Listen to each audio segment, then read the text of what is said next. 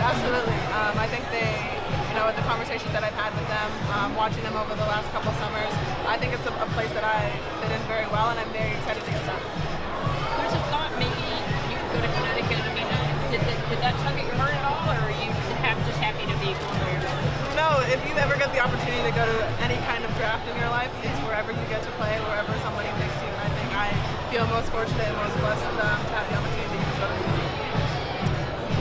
Okay, congratulations. You know the league well, so you understand the way you fit in, your offensive efficiency with what New York really needs. Was this as much a hope as anything to do with what number you get picked as to what your fit was going to be?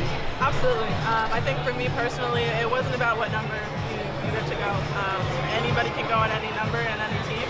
And I think with me, I wanted it to be a place where I not only was wanted, but a place where I could fit in really well and I could take and learn from vets each and every day. Your dad and your brother.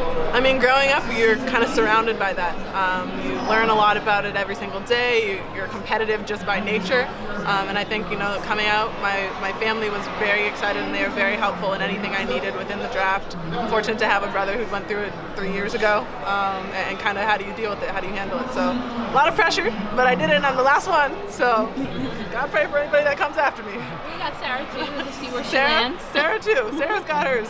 Does it help having a number of UConn players on the Liberty, with your transition?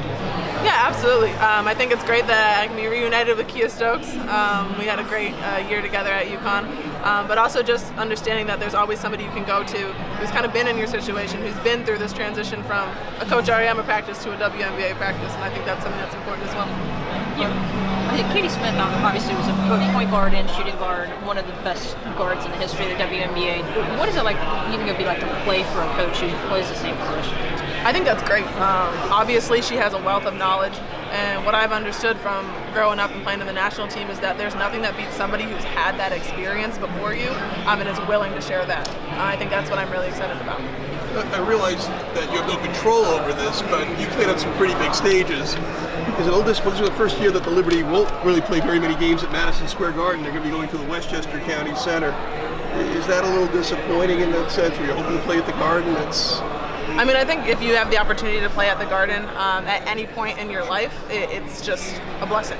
And something that you can take and use. It's kind of like a draft. It's a once-in-a-lifetime thing. So I think, wherever the fans are, wherever we're needed to play, wherever there's a basketball on the hoop, that's where you play.